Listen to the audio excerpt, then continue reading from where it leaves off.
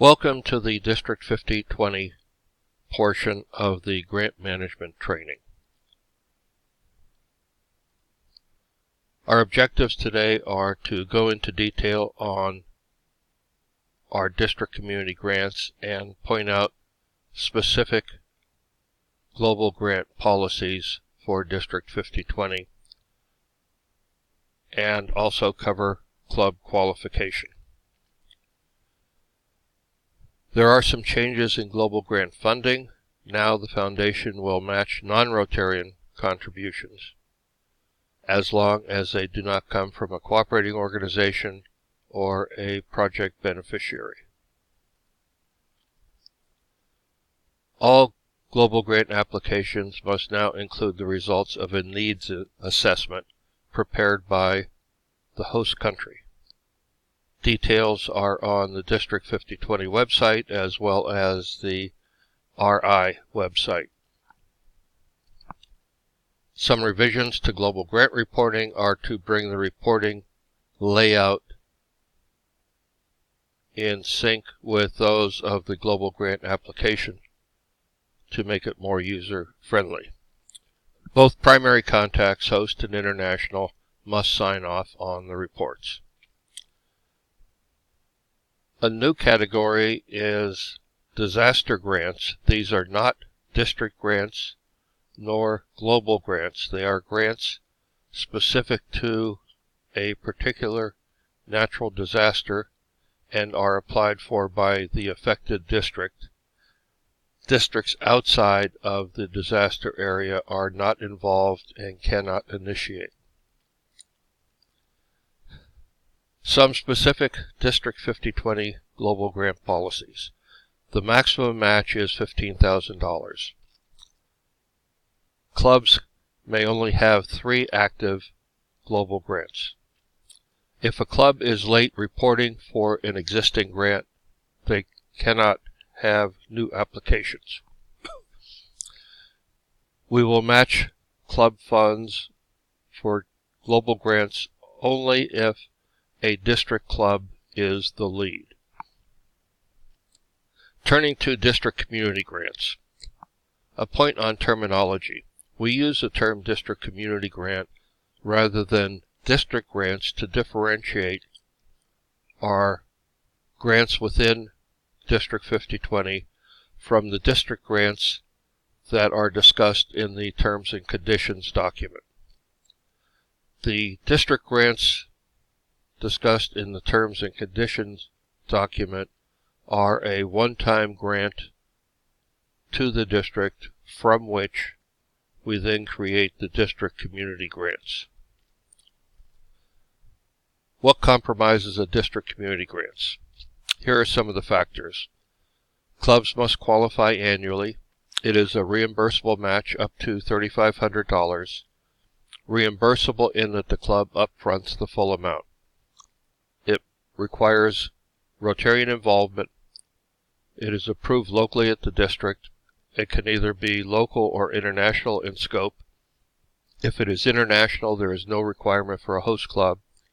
Can also be joint with other clubs. Requires project memorandum of understanding with all participating third parties. The work is generally between July 1st and May 30th. Final report is due by June 1st, and all the processes are internet-based on ClubRunner.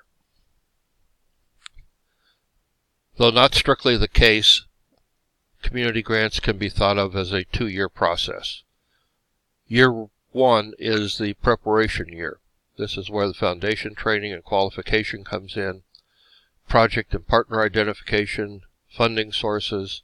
The club memorandum of understanding is completed and the application and project MOU are completed.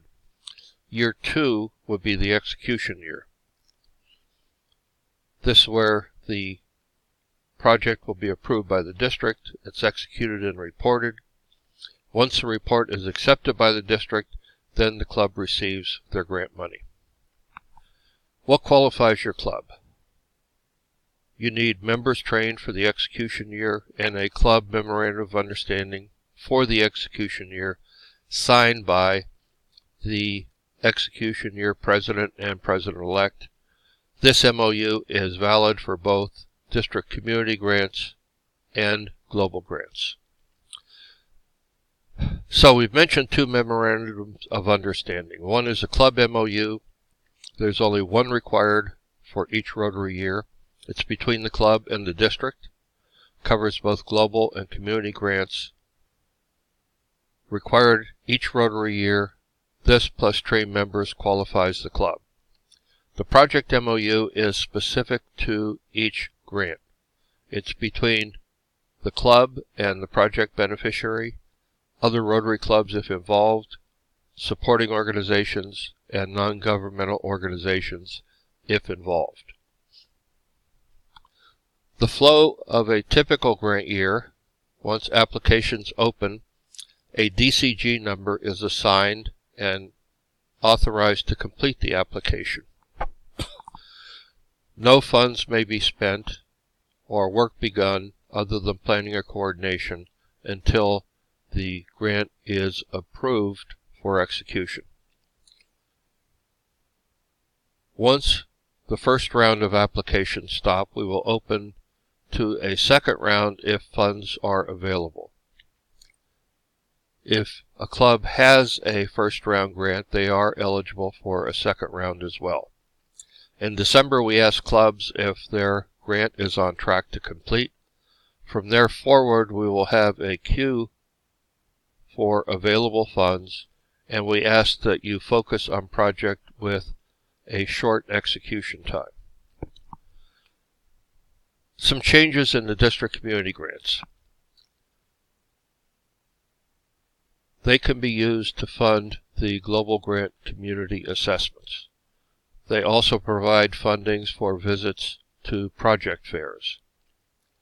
Some continuing initiatives: multiple club grants, which is reimbursable up to $10,500 only for local projects, and early start to accommodate projects such as summer literacy. Increased focus, receipt and receipt management, beneficiary identification, timely reporting, and new this year, photo narrative for publication. Multiple club community grants. They are local focus only, no international. Maximum reimbursement of $10,500, which implies 3 clubs, can be more. 1 club serves as the lead and agrees to assist in procedural development. Only the lead club must be qualified. Supporting clubs, however, need to carry their full weight.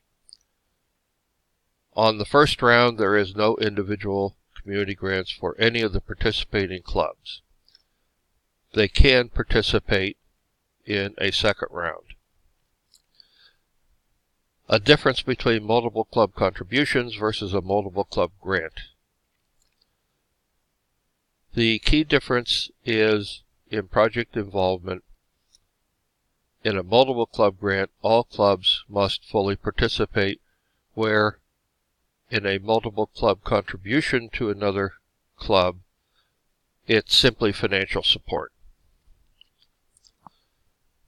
Early approval can be summer programs for literacy, nutrition, or both. It was created to accommodate projects that cross Rotary years, such as literacy, and projects where timing is critical to success. It can be a multiple club project. Otherwise, all standard application and reporting requirements remain the same. Here are some local examples of community grants and some international examples. We only use Club Runner email to acknowledge your initial grant application.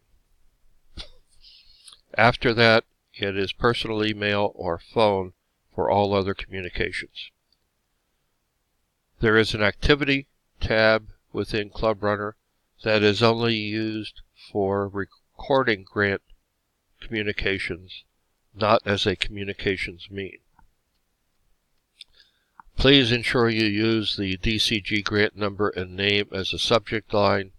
a best practice is to create a subject group with your club leadership, assistant governor, and include both Howard and Bob on each email. As an example of the importance of timely reporting, most recently in 2018-2019, in the beginning of May 2019, we had fully completed funds. We had no funds available, yet we ended the year returning $9,000 plus, which is the equivalent of about 2.5 grants. So the importance of timely reporting allows us to try and spend that money during the Rotary year. What we cannot pay for, transportation for participants to grant site. It's possible for travel within the grant site, nor food and lodging for the participants or specific volunteers. Also, we do not pay operating expenses of another organization. The project must be humanitarian in nature. In yellow, you'll see the district's definition of humanitarian. It is broader than the 6 areas of focus. It must involve Rotarian participation, and a key is to identify who the beneficiaries are. What organizations will be involved, and then a signed project MOU required between all the parties. Possible outside parties would be a host club, local government, NGOs, supporting organizations, community group, individuals, or a Rotary Community Corps. The budget is in US dollars. The maximum reimbursement, except for the multiple club grants, is $3,500 US per project. Only Rotary funds are eligible for matching. Here are some possible funding sources.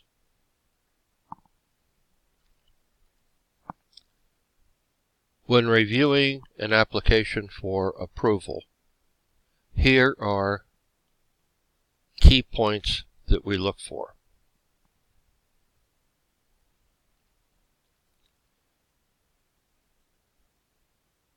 Conflicts of interest are always possible, or the perception of conflicts of interest. They need to be disclosed, or a statement that there are no conflicts of interest.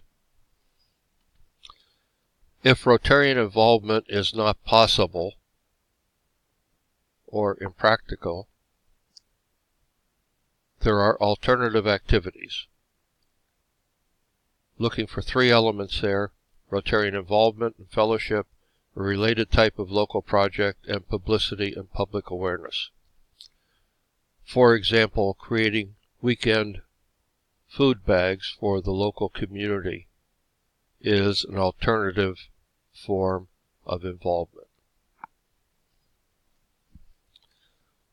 The project MOU outlines the scope of the project, acknowledges the roles, responsibilities, and timelines, and most importantly, the beneficiary grants permission and acknowledges Rotary's role and responsibility ends with the project completion, and the beneficiary agrees to maintain the project. Some key things we look for in reviewing a project report for completed projects.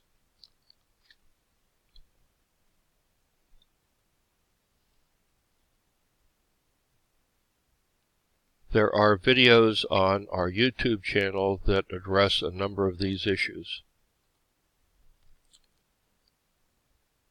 Again, all reporting and reimbursement is in US dollars.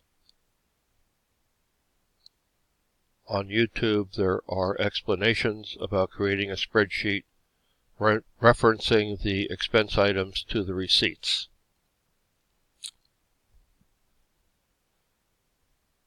Photo documentation is important. Capture the before and after. When you upload photos to the Documents tab, please use a descriptive name rather than just JPEG 123. Here are some of the grant module help videos that are on YouTube, and more are in progress. Contact information for the Community Grant Coordinator, Bob Zawilski. Thank you for your time, and let us know if there's anything that we can help you with.